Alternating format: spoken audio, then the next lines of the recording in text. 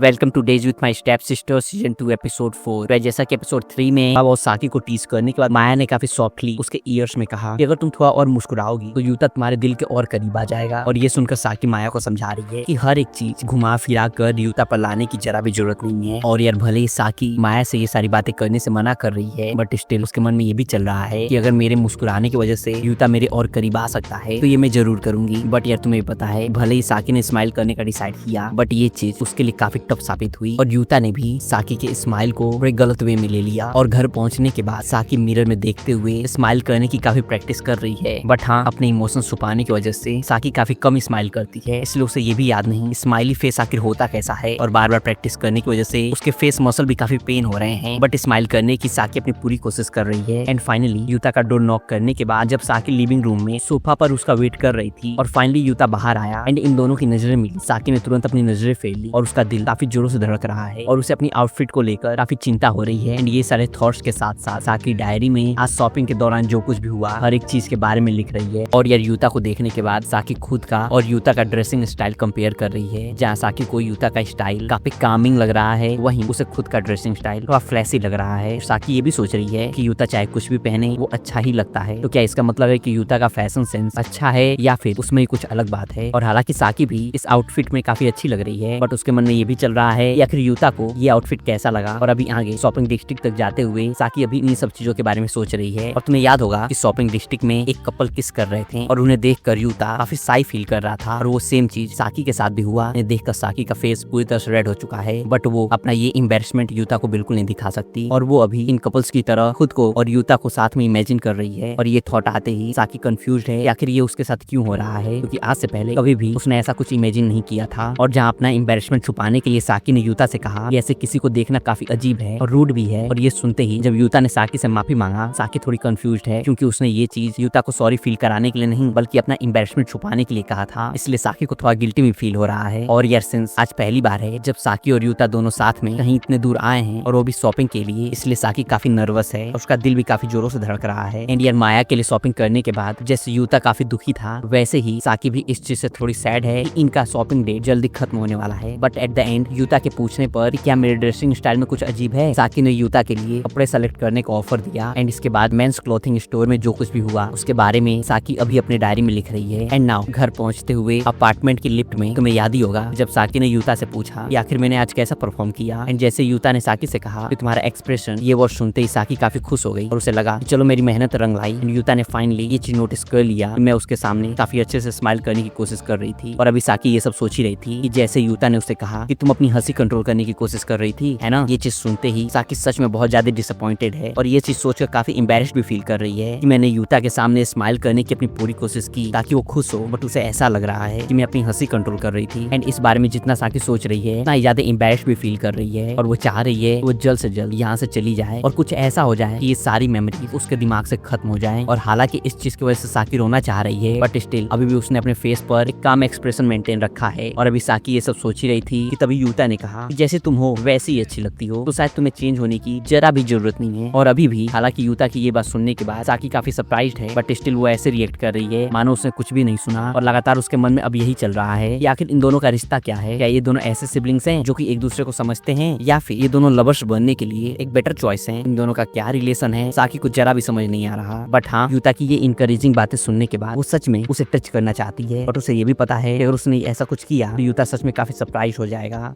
इसलिए उसे बिल्कुल समझ नहीं आ रहा है कि ऐसा करने का आखिर कब राइट टाइम आएगा, या फिर आया भी तो क्या वो राइट टाइम होगा या फिर नहीं। एंड इन सब थॉट्स की वजह से साकी जरा भी रिएक्ट नहीं कर पा रही है। एंड इसके बाद हमें नेक्स्ट डे मॉर्निंग का सीन दिखाया जाता है और सिंस आज माया का बर्थडे है एंड साकी ने अभी तक अपना गिफ्ट नहीं लिया है, इसलिए जब यूता लिविंग रूम में आया उसे बाय करते ही तुरंत साकी गिफ्ट खरीदने के लिए बाहर चली गई। और हाँ, हमेशा की तरह क्लासेस अटेंड करने के बाद साकी और यूता दोनों माया के बर्थडे पार्टी में जाने वाले हैं। बट हाँ, साकी ने यूता को पहले ही मैसेज कर दिया है कि वो उसे डायरेक्टली माया के घर पर ही मिलेगा, इसलिए जाहिर है यूता को माया के घर अकेले ही जाना होगा। और पहले तो वो अपने आउटफिट को लेकर काफी टेंस था, बट उसे साकी के ऊपर पूरा विश्वास है और सिंस ये ड्रेसेस साकी ने उसके लिए सेलेक्ट किया है, इसलिए यूता इन्हें कॉन्फिडेंटली कैरी करने वाला है। एंड नाउ माया से उसका एड्रेस लेने के बाद जब यूता उसके घर पहुंचा और अभी वो सोच ही रहा था कि अगर बेल रिंग करने पर माया के अलावा कोई और आया तो ये कितना ऑकवर्ड हो सकता है, तभी उसे वहाँ पर माया और साकी मिल गई और उन्हें देखकर यूता अब थोड़ा रिलैक्स्ड है। एंड इन दोनों का बिहेवियर हमेशा की तरह काफी नॉर्मल है। एंड थोड़ी देर बाद जब यूता ने नोटिस किया, उसे रियलाइज हो रहा है कि उसके और साकी के अलावा अलावा अभी इस पार्टी में कोई भी नहीं आया है। और जब ये चीज उसने माया से पूछा एंड माया ने उसे बताया कि तुम दोनों के अलावा मैंने किसी को भी पार्टी में इनवाइट नहीं किया है, ये जानकर यूता सच में काफी शॉक्ड है और अब यूता इस चीज के पीछे का रीजन जानना चाह रहा है। एंड माया का सिंपली कहना है क्योंकि मैं सिर्फ और सिर्फ तुम दोनों के साथ अपना बर्थडे सेलिब्रेट करना चाहती थी। बट यार यूता माया के इस एक्सप्लेनेशन से बिल्कुल सेटिस्फाइड नहीं है। माया के भी बातों से लग रहा है कि वो इस चीज को एक्सप्लेन करने के बिल्कुल मूड में नहीं है। और सिंस अब माया यूता के इस क्वेश्चन का आंसर नहीं दे रही है, इसलिए जब यूता ने साकी की तरफ आंसर के लिए देखा, साकी ने भी तुरंत अपनी नजरें फेर ली। एंड यूता अब कंफ्यूज्ड है कि क्या इस चीज के बारे में साकी को पहले से ही पता था या फिर नहीं। और यूता भी ये सब सोच ही रहा था। माया ने इनसे कहा सिंस आज पार्टी में सिर्फ और सिर्फ हम तीन ही होने वाले हैं, क्यों ना हम तीनों लिविंग रूम में बैठने की जगह मेरे रूम में ही बैठे। और ये सुनकर साकी माया से जानना चाह रही है कि सिंस हमारे साथ यूता भी है, क्या तुम्हें इस चीज से कोई प्रॉब्लम नहीं है। एंड ये सुनने के बाद माया ने थोड़ी देर सोचा और फिर कहा सिंस मैंने अपने सारे एडल्ट बुक्स सेफ जगह पर रख दिया है और अपने अंडरगारमेंट्स भी रूम से निकाल दिया है और साथ ही मेरे यूनिफॉर्म और बाकी सारी चीजें भी मैंने सेफली एक अच्छी जगह पर रख दिया है, तो शायद यूता के मेरे रूम में होने की वजह से कोई प्रॉब्लम नहीं होनी चाहिए। एंड यार इतनी सारी चीजें अचानक से सुनकर यूता कोशिश कर रहा है कि ये शॉक उसके फेस पर बिल्कुल विजिबल न हो। और वहीं एक बार फिर से माया के कंफर्म करने पर फाइनली तीनों ने उसके रूम में एंटर किया और अभी यूता हमेशा की तरह नॉर्मल बिहेव करने की पूरी कोशिश कर रहा है। एंड नाउ माया के रूम से बाहर जाने के बाद अभी साकी और यूता दोनों रूम में पूरी तरह से अकेले हैं। एंड साकी का कहना है ये किसी भी तरह से एक बर्थडे पार्टी तो नहीं लग रहा है, बट जो भी हो अभी ये दोनों बातें कर ही रहे थे, यहाँ माया भी आ गई। एंड फाइनली साकी ने जो माया के लिए केक लाया था उसे कट करने के बाद यूता ने माया को उसका बर्थडे गिफ्ट दिया और ये गिफ्ट माया को सच में काफी पसंद आया। एंड ये जानकर यूता भी रिलैक्स्ड है और अभी पार्टी एंजॉय करते हुए साकी और माया दोनों बातें कर रहे हैं और वहीं यूता नॉर्मली इन दोनों की बातें सुन रहा है। और अभी साकी और माया बातें कर ही रहे थे कि तभी माया ने उससे कहा बर्थडे से मुझे याद आया हमारा बर्थडे भी दिसंबर में आने वाला है ना। साकी के हाँ कहते ही माया अब यूता से जानना चाह रही है कि उसका बर्थडे आखिर कब है। जब यूता ने बताया कि मेरा बर्थडे भी दिसंबर में ही आता है, ये जानकर माया काफी सरप्राइज्ड है। बट हाँ यूता का बर्थडे साकी के बर्थडे से एक वीक पहले आता है, जिसका मतलब साफ है यूता साकी से एक वीक बड़ा है। एंड ये सारा डिस्कशन करते हुए हमेशा की तरह माया साकी और यूता को टीज भी कर रही है और उसका ये भी कहना है कि सिंस तुम दोनों आज मेरे बर्थडे पार्टी में आए हो तो ये मेरी रिस्पॉन्सिबिलिटी है तुम दोनों के लिए हम दिसंबर में एक काफी ह्यूज बर्थडे पार्टी ऑर्गेनाइज करें। और ह्यूज बर्थडे पार्टी से माया का क्या मतलब है यूता को बिल्कुल समझ नहीं आ रहा है, क्योंकि उसके पास्ट एक्सपीरियंस के हिसाब से सिंस उसका बर्थडे दिसंबर में आता है इसलिए उसके पेरेंट्स हमेशा क्रिसमस के साथ ही उसका बर्थडे भी सेलिब्रेट करते थे, इसलिए यूता को इस चीज की काफी आदत हो चुकी थी। और वैसे भी उसने काफी टाइम से अपना बर्थडे भी सेलिब्रेट नहीं किया। और यार सिंस माया के पास एक काफी छोटा सिबलिंग भी है, इसलिए जाहिर है वो भी इन तीनों की पार्टी ज्वाइन करना चाह रहा है। और वही माया उसे समझा रही है वो इन तीनों को बिल्कुल डिस्टर्ब न करे। एंड ना फिर से थोड़ी देर और ऐसे ही बातें करने के बाद यूता और साकी अब फाइनली घर जाने के लिए तैयार हैं, क्योंकि अभी थोड़ी देर बाद माया के फादर भी आ जाएंगे। एंड माया की फैमिली भी उसका बर्थडे काफी जॉयफुली सेलिब्रेट करने वाली है। ये चीज इमेजिन करके साकी सच में काफी खुश है और उसका कहना है माया तुम सच में काफी लकी हो कि तुम्हारे पास इतनी अच्छी फैमिली है। एंड इसके बाद हमें नेक्स्ट सीन में दिखाया जाता है अभी यूता और साकी माया के घर से जा ही रहे थे कि माया ने फिर से इन दोनों को टीच करना स्टार्ट कर दिया। और उसका कहना है कि शायद तुम दोनों सिबलिंग के तौर पे एक दूसरे के साथ काफी कंफर्टेबल नहीं हो, बट जिस तरह से तुम दोनों का बिहेवियर है उसे देखकर कह सकते हैं तुम दोनों काफी हद तक मैरिड कपल जैसे हो। एंड ये सुनकर जाहिर है एम्बैरेसमेंट की वजह से साकी का फेस पूरी तरह से रेड हो चुका है। एंड अब साकी के लिए माया का टीचिंग हैंडल कर पाना काफी टफ हो रहा है, इसलिए फिर से उसे बाय करने के बाद साकी यूता के साथ वापस घर के लिए निकल गई। और अभी घर वापस जाते हुए पूरे रास्ते साकी माया के बारे में ही कंप्लेन कर रही है। बट हाँ साकी और माया की बातें सुनने के बाद यूता को समझ आ चुका है ये दोनों सच में काफी अच्छी फ्रेंड्स बन चुकी हैं। एंड ये रियलाइज करने के बाद यूता सच में साकी के लिए काफी खुश है। एंड इसके बाद में नेक्स्ट सीन में दिखाया जाता है हमेशा की तरह साकी माया के बर्थडे पर जो कुछ भी हुआ उसके बारे में अपने डायरी में लिख रही है। और लिखते हुए माया की बातें याद करके वो अभी काफी एम्बैरेस्ड फील कर रही है, क्योंकि जब माया और साकी ने यूता को माया के घर के सामने देखा, माया ने साकी के ईयर्स में कहा था कि अगर तुम चाहो मैं तुम दोनों को अकेला छोड़ सकती हूँ। और ये सुनकर एम्बैरेस्ड होने के साथ साथ साकी प्रे कर रही है ये चीज यूता ने न सुनी हो। और साथ ही उसके मन में ये भी क्वेश्चन है क्या माया को उसके और यूता के रिलेशन के बारे में पता है। और वैसे तो ये दोनों स्टेप सिबलिंग्स हैं, तो हाँ इन दोनों के ज्यादा क्लोज होने की वजह से अगर माया इन्हें टीच कर रही है तो साकी के हिसाब से सिबलिंग के पॉइंट ऑफ व्यू से इसमें कोई प्रॉब्लम नहीं है, क्योंकि माया भी अपने सिबलिंग से काफी क्लोज है। और साकी के मन में ये भी चल रहा है कि अगर यूता माया के सिबलिंग्स की तरह किंडरगार्टन में रहता तो आखिर वो उस समय कितना क्यूट दिखता। और साथ ही उसके मन में ये भी चल रहा है कि अगर उस टाइम यूता मुझे परेशान करता तो मैं उसके चिक पुल करती। एंड ये साकी की बातों से एकदम साफ है कि वो अभी अपने फैंटेसी वर्ल्ड में आ चुकी है। एंड ये चीज रियलाइज करते ही साकी खुद को समझा रही है कि इन सब चीजों के बारे में सोचने से ज्यादा उसे यूता के बर्थडे प्रेजेंट के बारे में सोचना चाहिए। बट हाँ सिंस अभी उसके नहाने का टाइम हो चुका है, इसलिए जैसे ही वो अपने रूम से बाहर आई उसे गेट खुलने की आवाज सुनाई दी। और ये कोई और नहीं बल्कि उसकी मॉम है, जो कि हमेशा के कंपैरिजन आज घर काफी जल्दी आई है, इसलिए साकी अभी उनके लिए ही प्रिपेयर कर रही है। और सिंस आजकल पहले के कंपैरिजन साकी की मदर को जब भी लो फील होता है वो अपना काम छोड़कर घर वापस आ जाती हैं। और जब से इन्होंने यूता के फादर से शादी की है अब वो अपना पूरा ख्याल रखती हैं। और साकी के हिसाब से उसकी मदर को अपने फैमिली पर पूरा विश्वास है और उसे ये भी लगता है कि एक फैमिली जो कि किसी भी सिचुएशन में सपोर्ट करे इसका होना काफी जरूरी है। एंड ऐसे फैमिली की वजह से इंसान को मेंटल स्ट्रेंथ भी मिलता होता है। एंड ये सारी चीजें अपनी मदर से कहने के बाद साकी ने उनसे ये भी कहा कि आप सिर्फ ताइची पर ही नहीं बल्कि आपको जब भी जरूरत हो आप मेरे पर भी डिपेंडेंट हो सकती हैं। और हालांकि साकी ने ये सब चीजें कहा बट अभी भी उसे लगता है कि वो अपनी मदर के लिए कुछ भी नहीं कर पा रही है। एंड इस थॉट के साथ ही सही लेकिन अपनी मदर के साथ थोड़ी देर बातें करने के बाद जब साकी को ये पता चला कि यूता के फादर और उसकी मदर दोनों ने क्रिसमस के लिए अपने जॉब से ब्रेक लेने का डिसाइड किया है और साथ ही क्रिसमस के साथ साथ इन्होंने साकी का बर्थडे भी उसी दिन सेलिब्रेट करने का प्लान किया है। एंड ये चीज जैसे साकी को पता चली वो सच में दिल से खुश है क्योंकि ये पहला क्रिसमस होने वाला है जो कि वो अपने रियल फैमिली के साथ सेलिब्रेट करने वाली है।